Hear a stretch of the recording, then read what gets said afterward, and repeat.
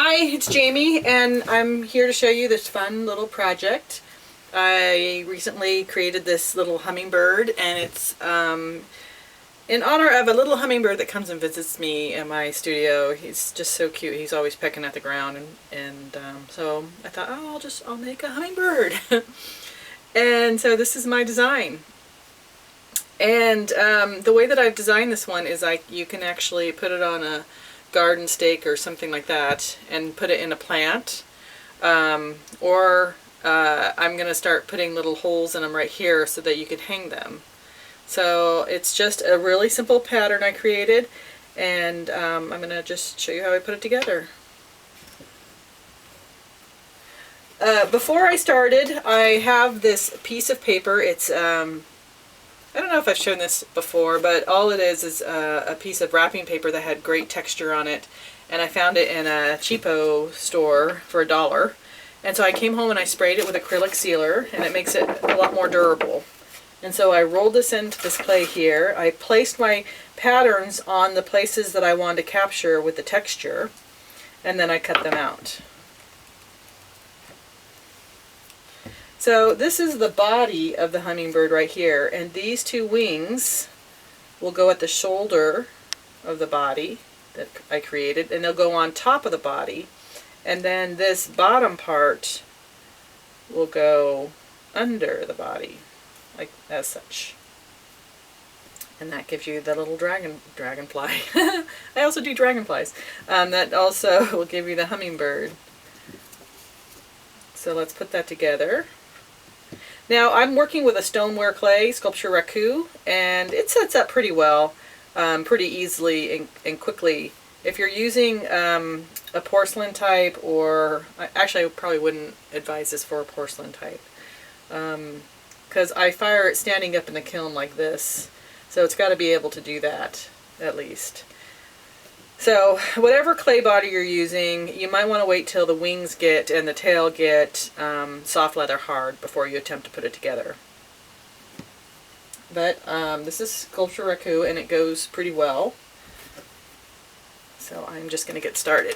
Now, first thing to do is for the body is to roll a coil, and this is how I do it. I take some clay and I get started between my hands like that, rolling it down.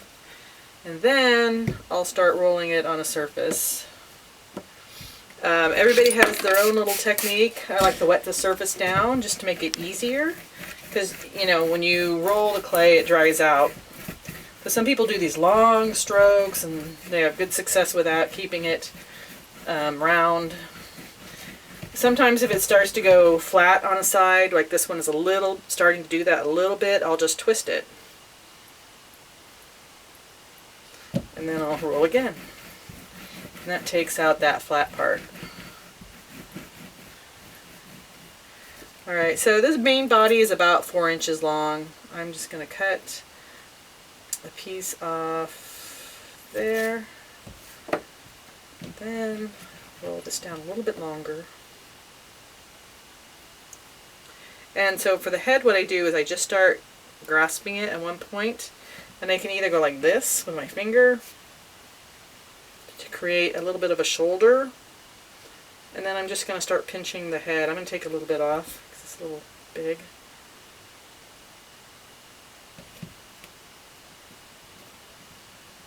So as you can see, I'm starting to form what looks like a little mummy.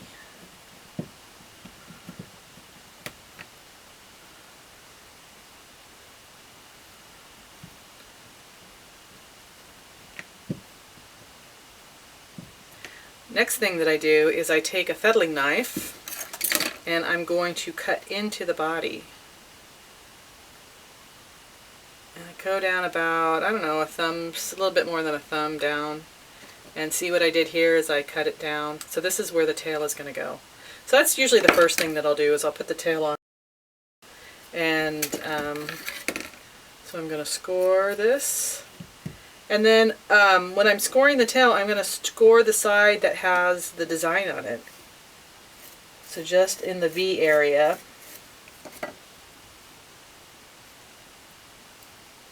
And then I'm going to attach it.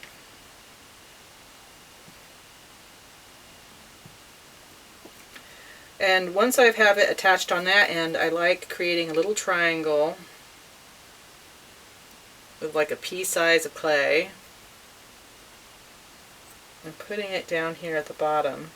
So I've kind of sandwiched the tail in.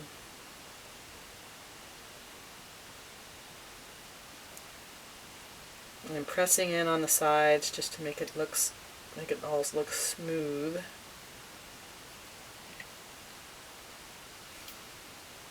So there's my back end with the tail.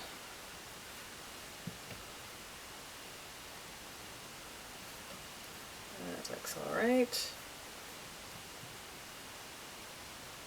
The next thing to do is attach the wings, and I'm going to do that at the shoulder level, so just below where I have it going in. And I'm going to put that on there. I'm going to just make a little bit of a mark so I know where these guys will go.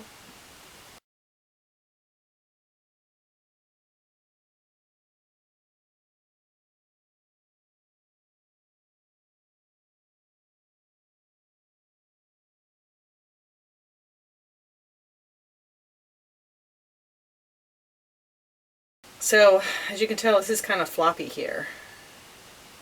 I could have let this set up a little bit more than what I have.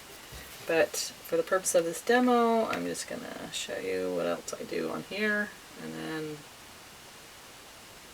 do my final treatments. Alright, so if you look at the body right now, it's pretty straight. The next thing I'm going to do is I'm going to angle the tail downward, because that's what the body of the hummingbird, that's what it's doing. It's bending its tail down. So I just bent the tail down. Now I'm going to flip it over, and if you look on the inside here, you really need to have these wings be attached securely, and to help with that, I'm just going to roll these little bitty coils, and I'm going to stick them in here. There's a lot of slip left over from coming out from the earlier attachment.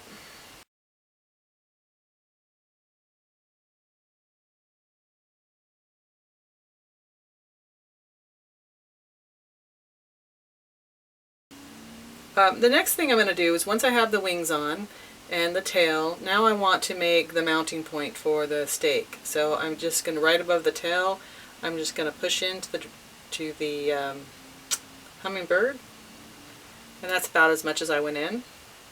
So now it'll sit up on that stake. And then I also need to put in the where the beak is going to go.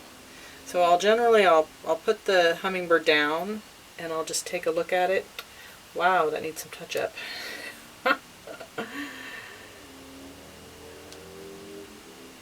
Alright, so let me smooth out the face there. And then I kind of look at it from the side and decide, oh hey, it should go right there. And then I just make sure it's in the middle. And then I go in. And I probably go in about that much. That looks good.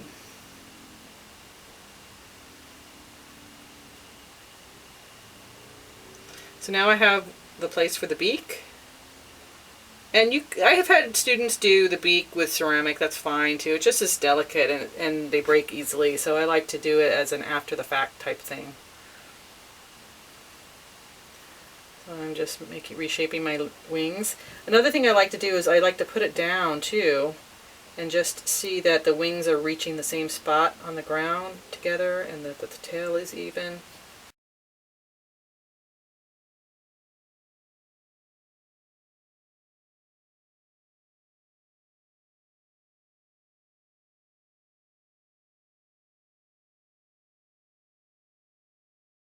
Alright, so this guy's almost done. The last thing I'm going to do is put in a hole right here so that I can hang it.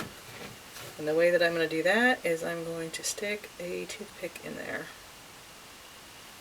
And I'm just going to take a little coil of clay just to reinforce this seam.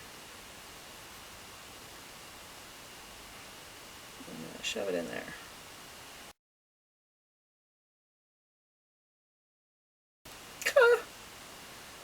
Danger.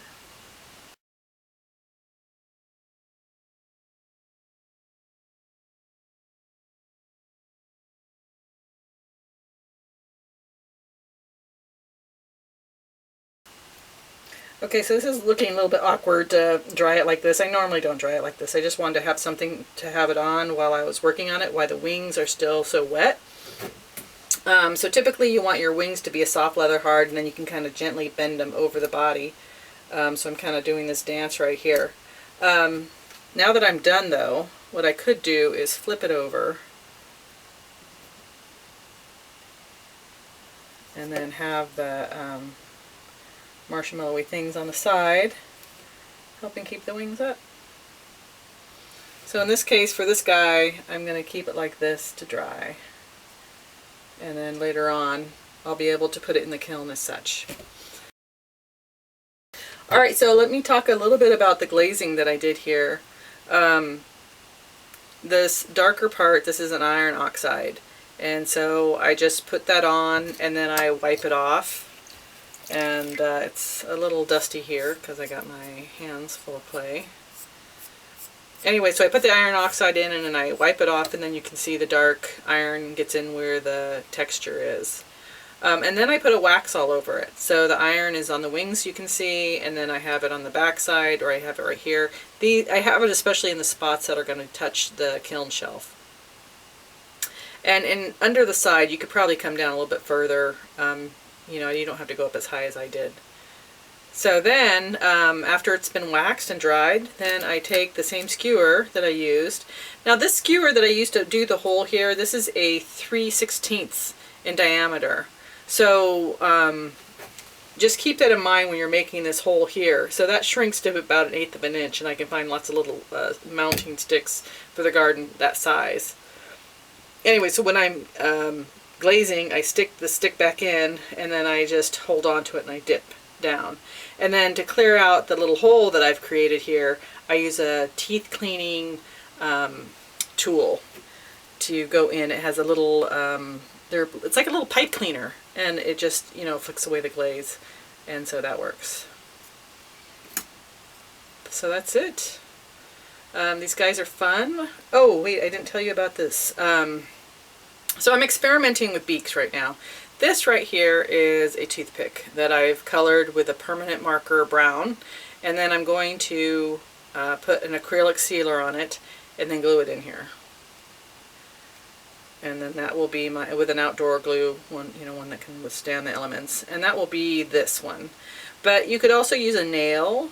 You could also use organic material like a thorn from a lemon bush. So just use your imagination there, and then that's it, you're done. They're pretty fun. I hope you try it, and I'll catch you next time. Thanks.